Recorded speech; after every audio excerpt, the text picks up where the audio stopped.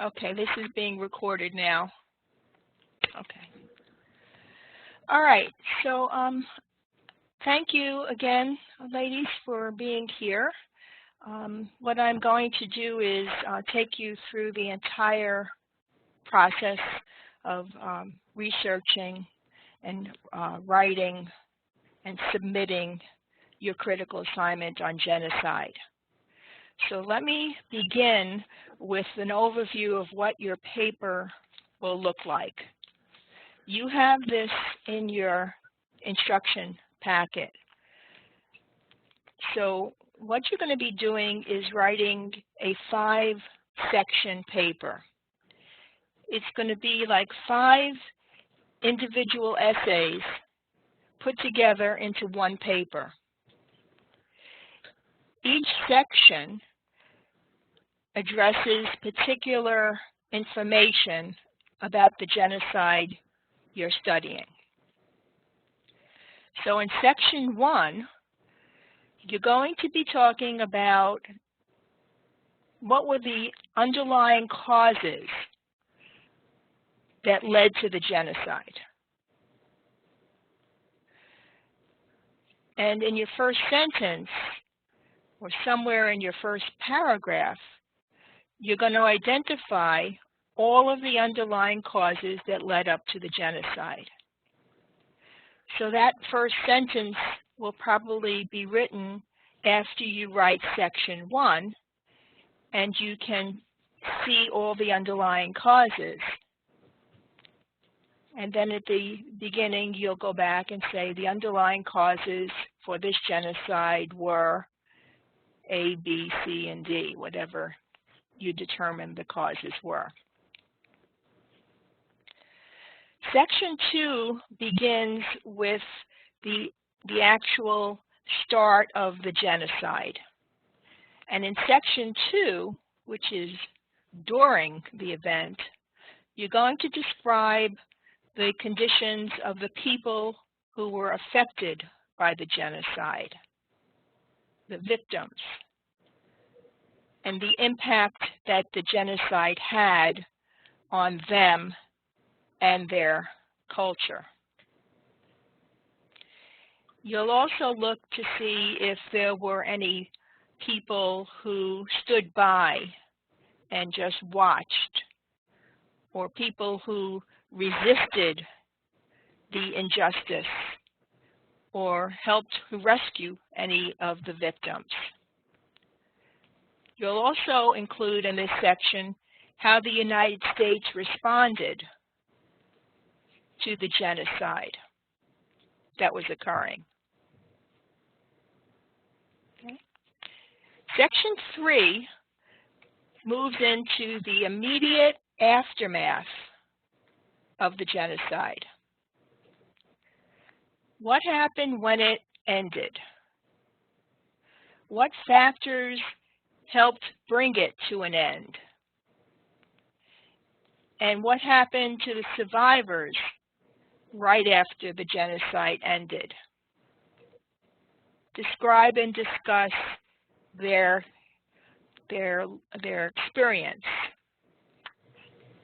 experiences. And discuss whether they stayed in that country or they left. And if they left, where did they go?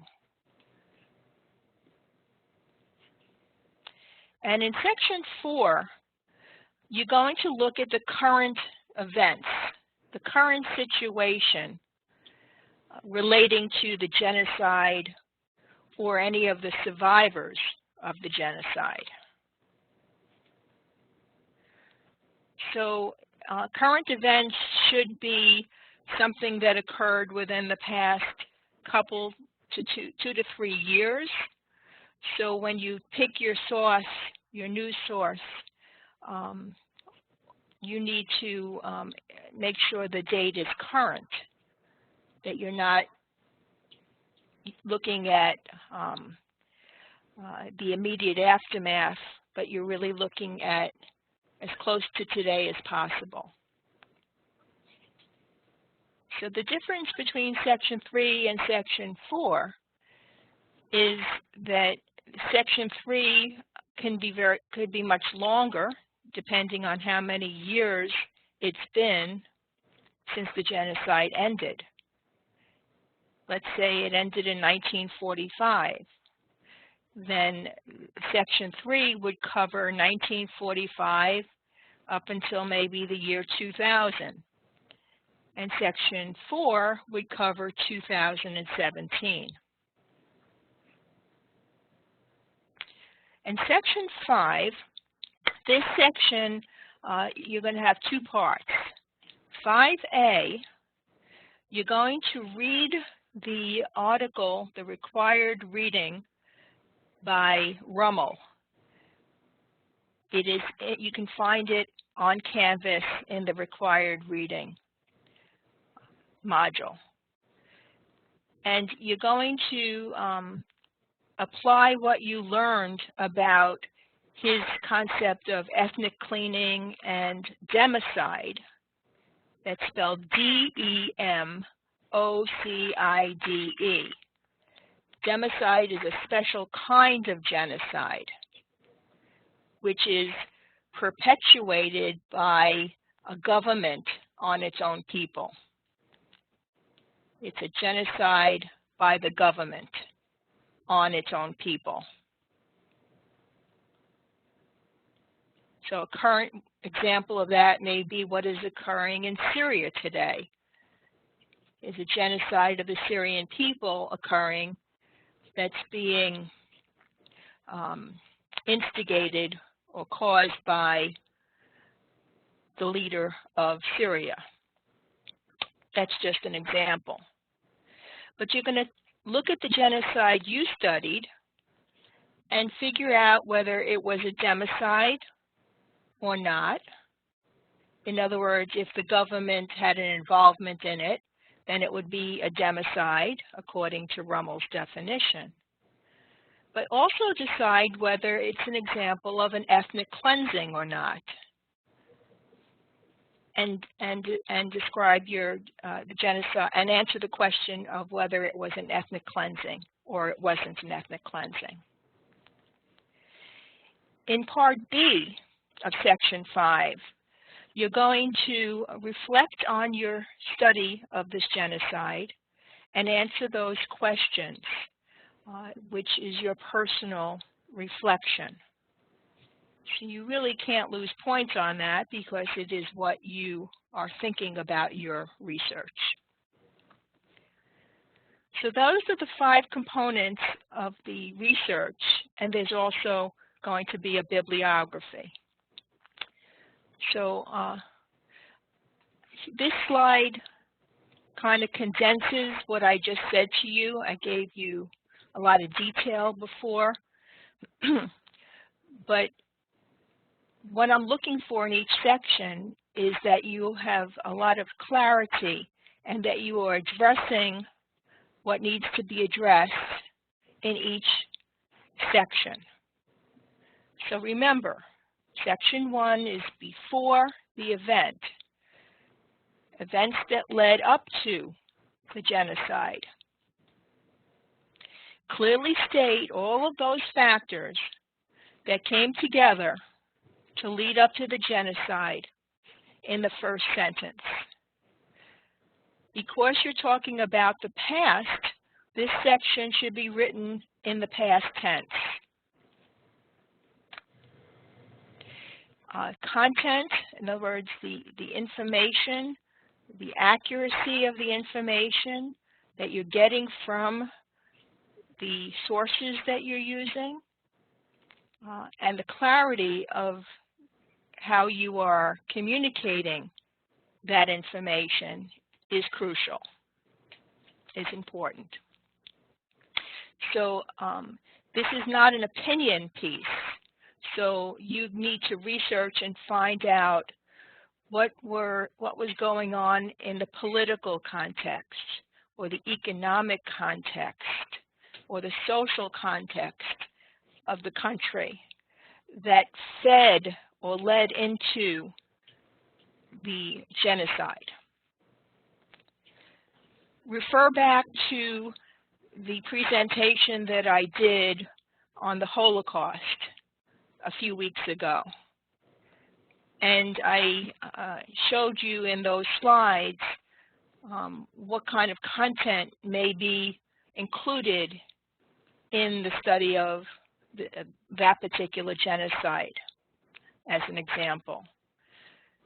All of the underlying causes, the blaming, the scapegoating, the bad economic conditions that occurred. Those are the kinds of things I'm asking you to look for. Now, Ashley, you're looking at the Holodomor, which is the genocide that occurred in the Ukraine. This genocide, you'll find out, occurred under the dictator of Stalin. And so it was a democide. And the reason that he committed the, they call it a famine genocide, where he actually created a situation that he starved people to death because he was trying to create a communist society. And to do that, he made the farms collective. In other words, all the farmers worked for the government. The government controlled all the food. And so they were able to withhold the food to put pressure on the farmers. So it was a political motivation in that genocide. So those are the kinds of things you're going to be looking at in section 1. Do you have any questions, Ashley, so far?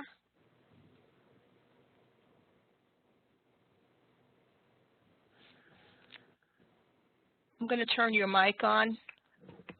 Ashley, your mic is on if you want to ask a question. Put something in the chat box. Okay, let me read it. All right.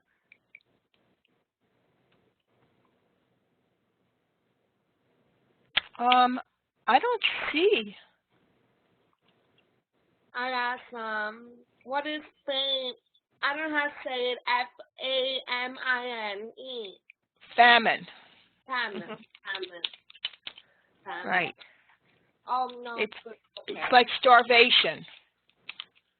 Okay. Thank you. Stalin created a situation that starved people. It was an artificial famine. And then he denied that it ever happened. So let me go on and look at section 2. Section 2 focuses on the victims during the event. So you can describe, in the case of the Holocaust, what happened to them, how they were shot and how they were starved, and of course later on into the death camps and so forth. But in Ashley's genocide, in the Ukrainian, how they were starved, what they did to try to survive, those kinds of things. In section 3, the aftermath is what happened right after. Was there an international tribunal or an international court that made a determination on the genocide? After the Holocaust, there was an international tribunal where there were Nazis who were brought to trial, and there was as I explained in that presentation, how they created this concept of crimes against humanity. So in Ashley's genocide in the Ukraine, this actually occurred before the Holocaust. And so there was no international tribunal, and there was no concept even, or no word called genocide. So Stalin was able to hide a lot of what he did and denied that he actually committed this horrendous act against his people. So this denial of the genocide is part of the stages of genocide that we talked about in that class, Preparing to Study Genocide. So that would also help to look at that, those class notes from that session again, just to help you get a feel for what's expected in each section. Now, current events, you can choose something, maybe a survivor or a survivor's testimony, what they remember about the genocide they experienced, and you know, their story. If you go to the Shoah, to the website, the Holocaust Memorial Museum website, you can find testimonies from survivors from all different genocides, not just the Holocaust. So that website is very useful, and everyone should use sources and information from that website, the United States HMM, United States Holocaust Memorial Museum. And that's written down for you in your packet, so you don't have to remember it. In section 5, I simply want you to say something that this genocide was or wasn't an ethnic cleansing, and then give your reason according to what you learned about ethnic cleansing.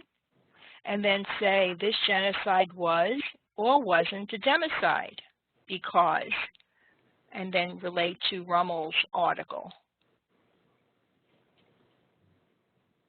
Now, section 6 is your bibliography. And this is an important part of your paper, and it carries, I think, 20 points. So I'm going to talk to you a little bit about how to set up your bibliography and how to cite your sources within the body of your paper. Before I move off of this part, I'd like to pause to see if there's any questions about the content that belongs in each section of the paper.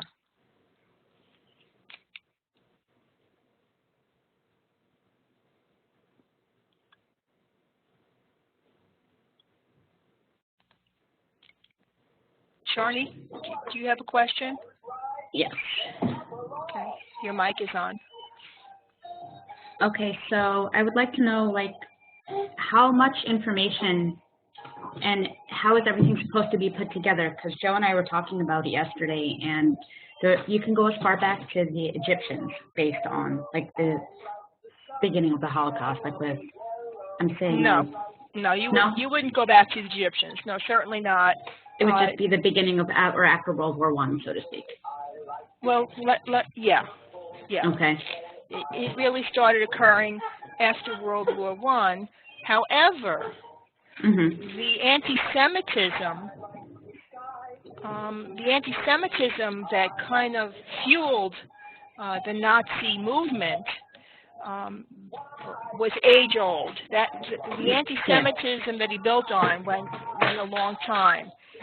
But this isn't a paper about anti-Semitism or historic anti-Semitism. You really just need to say that how the Nazis used that in their propaganda, which goes in section 1. Okay. Does that help you in terms of? It does, because I think I was on the right path with research. My second question, I'm sorry for the noise in the background. I don't have anybody watching my son. But does everything have to be put together like all sections in a 5-paragraph essay, or does each particular section have its own essay and then you write section 2 and write 5 paragraphs on section 2? I understand your question. So it's not 5 paragraphs, it's 5 sections. Okay. Each section may have multiple paragraphs in it. Okay. So for you, doing the Holocaust, you're going to have quite a few paragraphs in section 1, section 2. Those are going to be, section 1 will probably be your largest section, because you'll be talking about, how before you get into, any talk about the camps or anything, that's all section 2. Right. So all of the underlying causes will be quite a long section, several paragraphs. Section 2 might be a long section. The aftermath might be a relatively shorter section than the first 2, and the current events may be a little bit shorter. So, that's basically how I see it. Okay, thanks. I'm sorry, you can turn the mic off. Okay. All righty. Ashley, do you have any questions? You said no cover page. Where do we put our name though? On the top of page 1. And then we just start writing the introduction, the underlining causes. Yes. Okay. And then do we repeat our name in each page? You don't have to, no. Okay, thank you. Right. So on the top of page 1 will be your name and the name of the genocide that you're studying. That's all the information I need on page 1. All right, perfect. And you don't have to have transition sentences moving from section 1 to section 2. The Roman numeral should appear before each section. That will be all the transition that you need. So Roman numerals 1 through 5 will show in your paper. So I'll know when you're starting section 2, when you're starting section 3, etc. You just want the number. Do you also want the subtitle? No, the number is enough. Okay. Thank you. It will help you make sure that everything you're putting, for example, in section 2, focuses on things that occurred during the genocide and focuses on the victims of the genocide. It'll make sure that everything you put in section 4 is a current event that has a current, recent source. So it's a very structured paper, so it should be easy. You don't have to be creative. You just have to look for the information that fully answers what I'm looking for in each section. It's a little bit like following a recipe. But your ingredients are the research that you're using. And you're taking that research and applying it to answer these questions. So the resources that you use need to be from good sources. Because your paper will be as good as the information you're using to write it. So that's why I provided you with a LibGuide, which gets you into the library, into my course, where I have put together all of the resources, most of the resources that you'll need to write this paper, sections 1 through 4. No, I'm sorry, sections 1 through 3. Section 4, you need to find another source, a current event, a news article that will help you write the current event section. But most of the other sources can be found in the LibGuide, especially if you use some of the highly recommended websites like the United States Holocaust Memorial Museum that I mentioned before. I'll see if I can take you to the LibGuide a little bit later if you have any questions.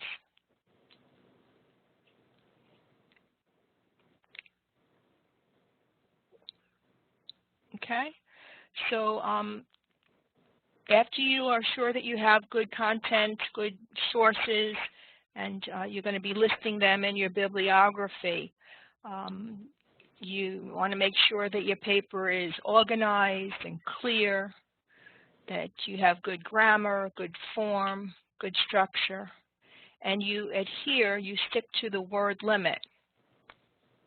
This all adds to the quality of your paper. So the way you achieve these things is by going over your paper many times and improving it each time, making corrections, moving ideas possibly from one section to another. If it doesn't fit in this section and it needs to be in another section, make that change. This will all improve your paper. You can also have someone else read your paper. Not for content, that's your job, not for research, but to help you with the grammar, etc. The University Center for Excellence in Writing is available for all students to make an appointment. And Ashley, we could work that out with them so you would have an interpreter at that meeting. Or I will work with you on that. Okay. So, or if you know someone else who's really good with grammar to read your paper for you. But nothing substitutes for you reading your paper over and over and over again. You have to be willing to keep improving it from your first draft. And that's a hard process. And there are steps to help you do that.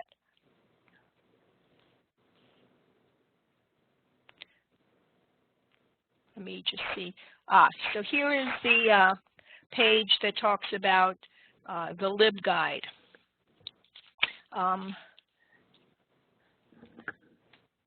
I'm wondering, have you both been to the LibGuide? Or do you need me to show you what it is?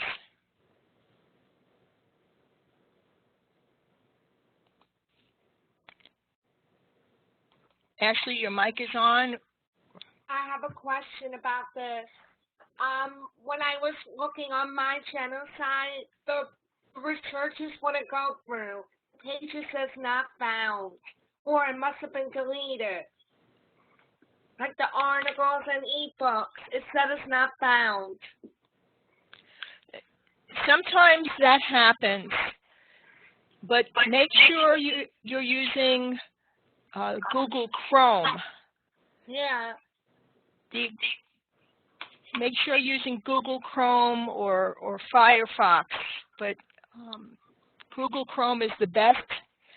But when that happens, you need to find something else. It may be a deleted source.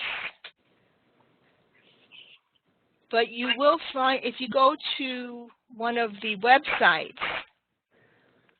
that I have listed, one of the organizations, Yes. you will get good sources from them that aren't deleted.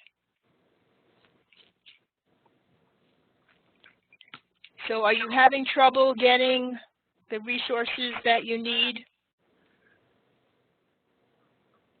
Not the website, but I use others. Thank you. Okay. The websites may be enough. It depends on what you get. Does it need to be, can it be all websites? What does it have to be a book to?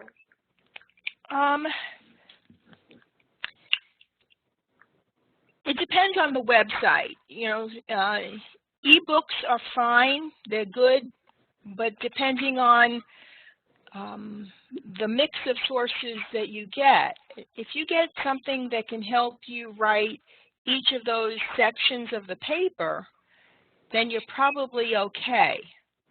But if you're writing your paper and you don't have anything, for example, that tells you anything about what happened after the event, you might have to dig again into finding something else. Right. Now frankly, it's going to be hard with your genocide because Stalin was very good at hiding what he did, what happened, and so finding sources to give you a clear picture of what happened after the genocide is challenging. Yeah, because I was looking on FAU Library and it said not to be found. He did really good. Yep. Yeah, he was good at denial and covering it up, which is one of the reasons why the aftermath of the Holocaust is so important, because it was the first time that so much was documented and learned, and how much information was gathered and survivor testimony by the foundations and the museums. And so they have collected a lot of material on the other genocides that were not as well studied, that occurred before the Holocaust. For example, the Armenian genocide is almost invisible because of the effectiveness of the government to hide that genocide from the public, from the world. Because he has so much power. Right. Okay.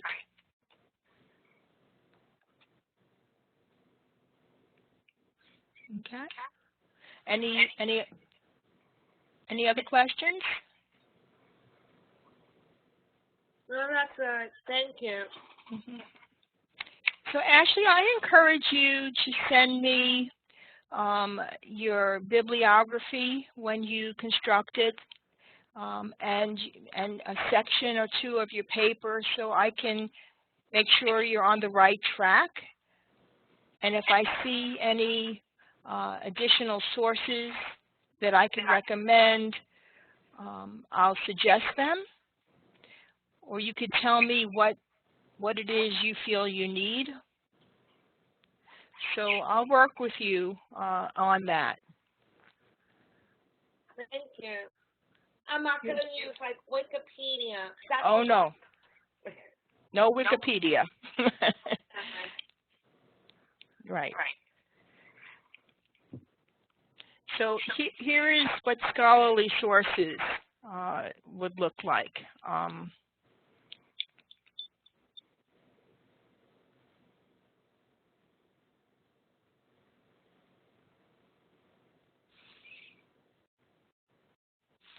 And sometimes students ask, how much direct quoting should I use from a source? Direct quoting has the quotation marks around it. I would suggest that you paraphrase put the idea into your own words and make it fit into the section rather than just copying a direct quote from a book. And the reason is that that is how you are learning the material. Too much direct quoting will result in a high Turnitin score, a high plagiarism score, which I'll explain a little bit later when I get to that page.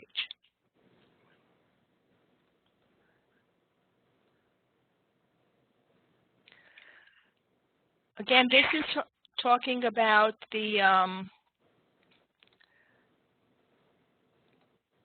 quality of the sources. And I think you can read this and ask me any questions.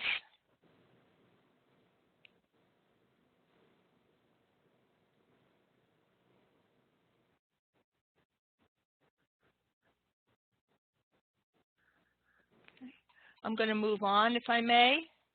You can come back to this and pause it if you need to. Again, it's a guideline to help you determine whether your sources are academic and scholarly.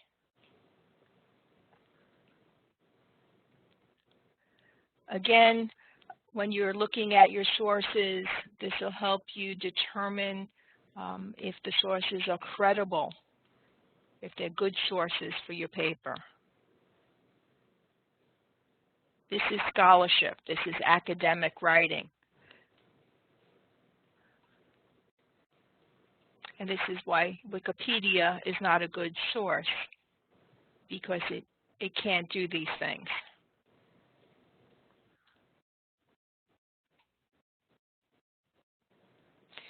There are certain sources that you should use with caution. If you find a source that has a blog in there, that is usually a person's opinion, an opinion piece, so I would not rely on that for scholarship. Be careful that you are not accidentally using an organization who is possibly a hate group. Sometimes they look like legitimate names, like National Alliance for a Healthy America, and they really aren't. So be careful when you look at those sources that you're using good, reliable, credible sources.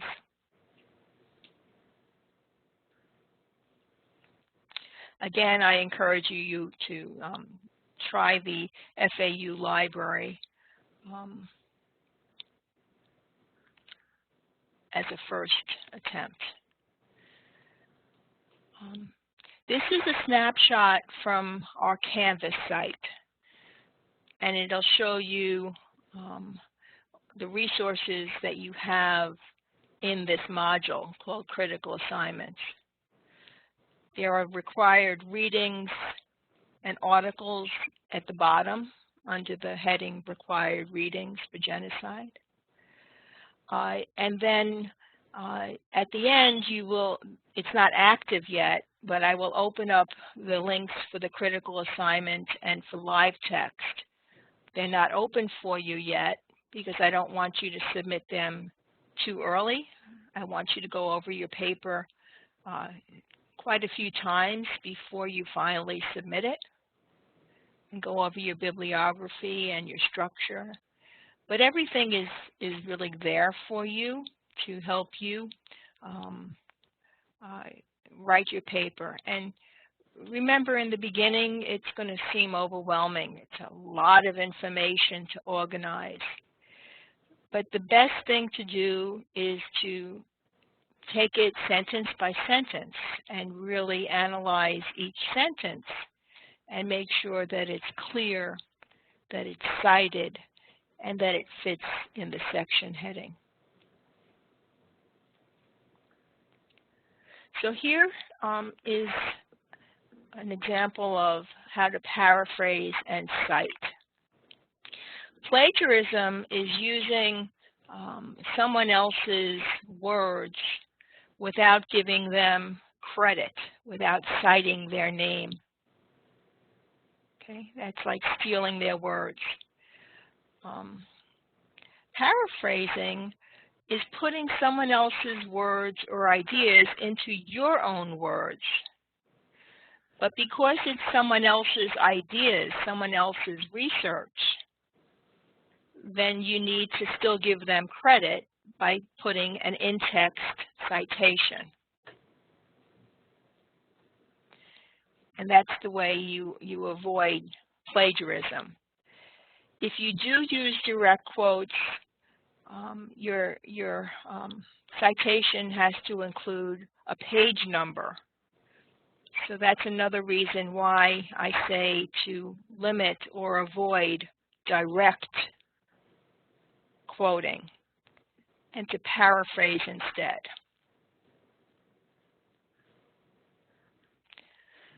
Your paper will go through a process called Turnitin. Turnitin will match your paper with thousands and thousands of websites and articles on the internet. And it will generate a score, a percentage. If you get a high Turnitin score, let's say 45%, what that tells you and me is that 45% of the paper you turned in came directly from those sources that will be shown in the report. You will also be able to see your turn-in report. I don't hide it from you. So if you have a high turn-in score and you don't cite your sources enough, that's going to work against your grade. If you make a good faith attempt to cite your sources, then it won't be as costly. But the best thing to do is to avoid a high Turnitin score. Because if I see a high Turnitin score and I look over your paper quickly and don't see citations, I will immediately bump it back to you and ask you to redo it, paraphrase, and cite. And your high and your grade will suffer because you won't get as high a grade if I have to look at it a second time. So make sure before you submit it the first time that your bibliography is accurate and your in-text citations are good. Okay? This is not to scare you, this is just to make sure that you write, you give credit to the authors and to the websites that you're using.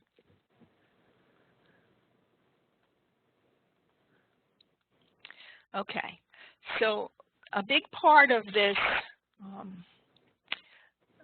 plagiarism issue starts in having a good bibliography. So I suggest that I prefer you not to use one of those programs to generate a bibliography, but that you perhaps, if you want to use that program and then write it over manually by yourself. And the reason is that when you submit a paper that with a bibliography that's generated in a program, it's hard for me to edit it and make comments. And as a result, you'll lose points for using that program because it's harder for me to give you feedback.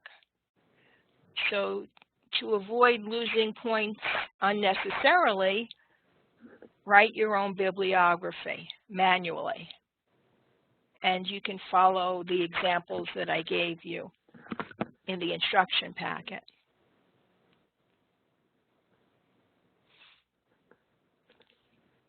Okay, so let me move on.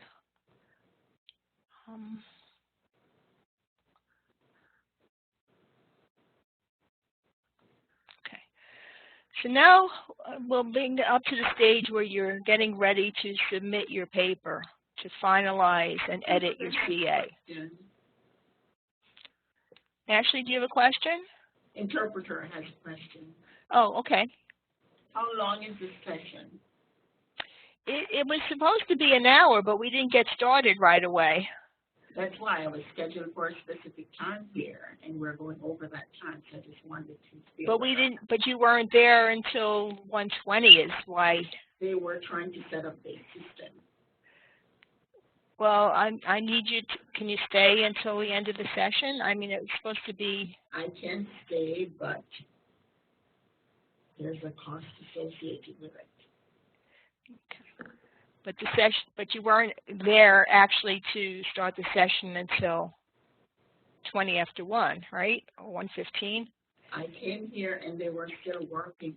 Anyway, let's not discuss. Okay. Okay. All right. I understand where you're coming from. For me, let me contact my agency.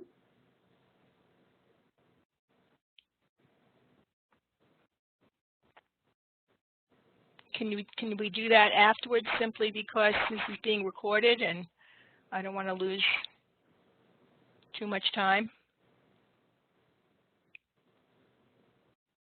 Go ahead. Thank you. Okay. All right. Thank you. Thank you. You're welcome. So we're finalizing and editing your CA, and this is very important for quality. Go over the whole paper sentence by sentence, and then go over it and make sure that everything fits in this section.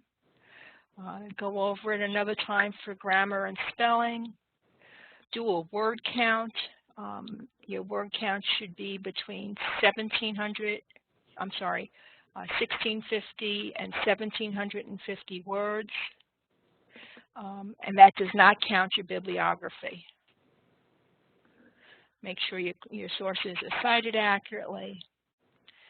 Okay.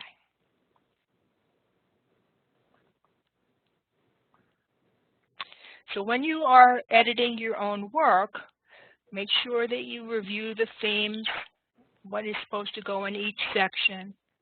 Make sure your first sentence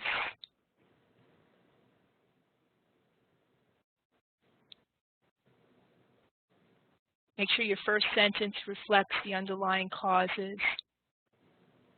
Read each section for content and clarity. Each sentence in your paper should be analyzed. Cut out information that doesn't belong there, that's off topic. It may be an interesting detail, but if I'm not asking for it, it doesn't belong in the paper, and it'll just put you over words. So make sure that everything you put in the paper relates to what I'm asking you for. Ask yourself these questions. Is each sentence clear, accurate, and on topic? Are there appropriate citations? Oh, let me go back to the first bullet.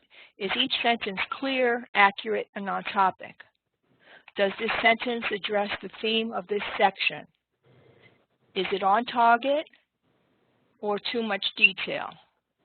Does this sentence fit in this section? And then ask yourself those other questions as well. And this is your guide to editing your own work. The more times you go over it and make your changes and modifications, the stronger your paper will be. And here is how your APA style should look. If you use a book, make sure that you put the author's last name, like Koppelman, Understanding Human Differences. That's your textbook. The year goes right next to the author's name.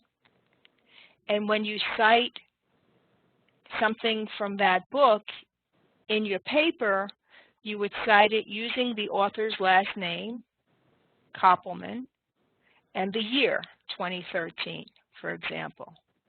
If there are two authors, you would list both authors in the bibliography, the year, and the name of the book, and then you would list both of the authors if there were two, Smith and Jones, comma, 2008.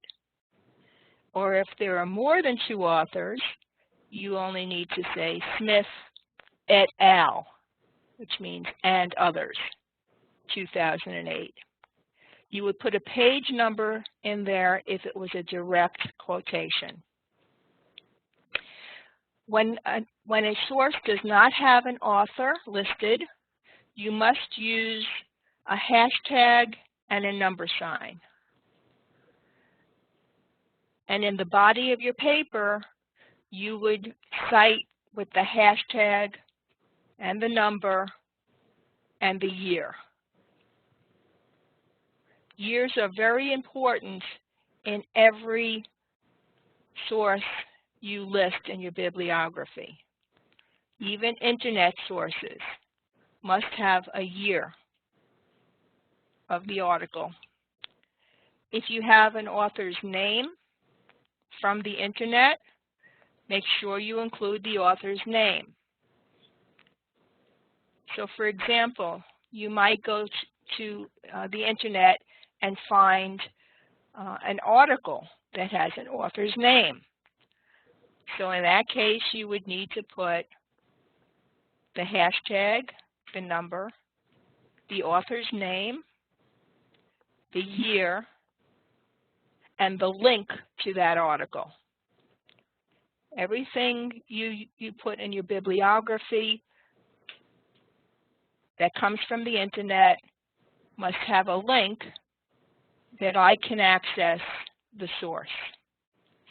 And I will access the source. I will go to that source. So make sure that that link is accurate. Don't put anything in your bibliography that you don't use or cite in the body of your paper. So nothing extra in the bibliography that you don't cite. And by the same token, anything that you cite in the body of your paper must have an entry in your bibliography. So they need to match. The in-text citations need to match your bibliography.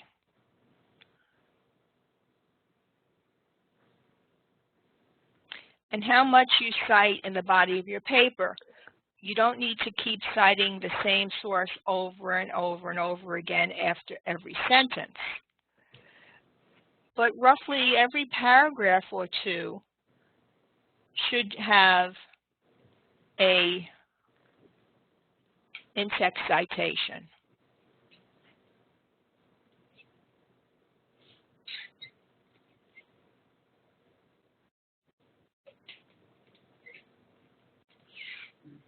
You're welcome. Okay. Are there any questions?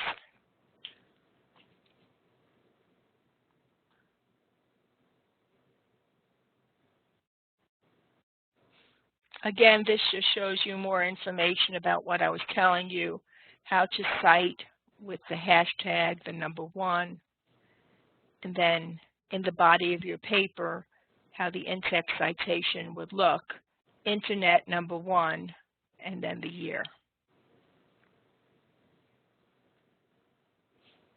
It's just an example there for you. And again, the information on how to cite is included here and in your packet of instructions. A matter of how to cite an interview. If you, for example, interview someone who survived the genocide, this is how you would cite that interview in the paper and in your bibliography. So a lot of times people ask, how much in-text citation should I have? I have put a sample critical assignment in the module, so you can kind of get an idea of how much in-text citations to use and where. You should have enough in-text citations to reflect where you're actually getting the information from. Everything that comes above the in-text citation to the previous in-text citation is assumed to come from the citation listed at the end. Was that clear? Okay, good. All righty. Again, more information to help you cite your sources. This is all repetitive of what I've been telling you, but if you have any questions. Okay, this is a last-minute checklist before you submit your paper, how to name your document, the word count, the format. Everything is just to make sure before you click send that you've done these things. You're going to be submitting to live text as well as to Canvas, and here are instructions on how to submit to live text. There's two places you're going to submit the same paper, and when I get it in both places, then I will evaluate it and send you feedback on live text. Your grade will appear on Canvas, but your paper feedback and the rubric you will find on live text. When I evaluate your paper, I use a program called Track Changes. And these are the instructions so that you will be able to view the feedback that I give you. So you'll be able to see the feedback using Track Changes.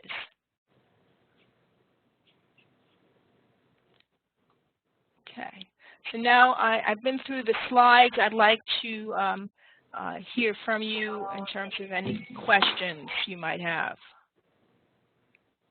Let me also look at the chat box and see if there's anything in the chat box. Oh, how many sources?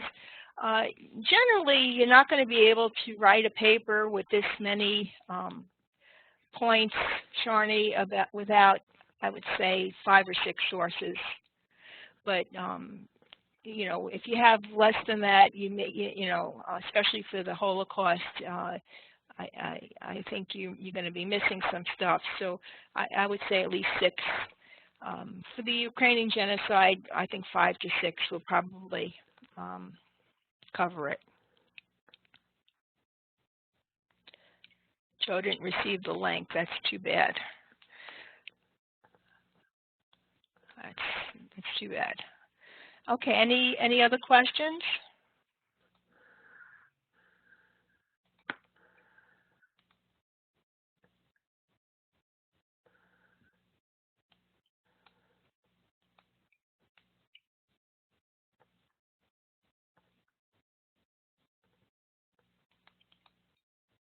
Are you all good?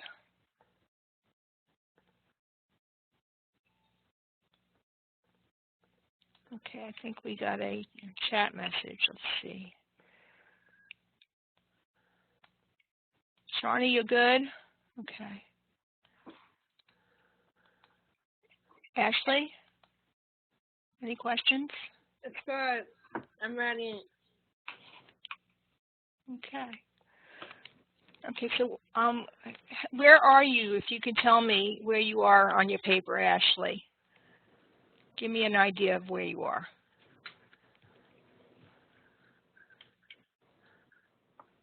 Well, I brainstorm. I wrote everything down onto scrap, so I know what I'm going to write. I always brainstorm before writing, and then I just research, gather information before putting it down. I'm just going to first write it all out and then go back and check it. Okay. Do you have your resources in the bibliography yet? Yes, I have some. Okay. If you want to send me your bibliography, I can make sure that it's formatted for you, you know, that you're formatting it right, and if I see anything that you might need extra, I'll be glad to do that. So when your bibliography is ready, I suggest that for both of you, Sharni and Ashley, to send me your bibliography. So at least I could see if you're on the right track there. Okay. Thank you. My pleasure. Okay. And this session will be recorded as well, so you should be able to view it again if you want to go over anything again. Okay. Okay, and when you get those additional sources, then just send me your bibliography, and I'll take a look at it for you. Okay. All right, thank you for the workshop. You're It was welcome. really helpful. I'm glad. Let me, one more reminder, please. Last Monday, we talked about language and communication, but there's also the gender unit, which we didn't actually go over. I just wanted to remind you that after you do your critical assignment, which should be your priority now, focusing on that, that you need to catch up on the readings for the gender unit. Don't do it now if you haven't done it yet, but I just wanted to remind you and everybody that that needs to be caught up eventually. Okay? All right, thank you. All right. I'm going to stop the recorder now.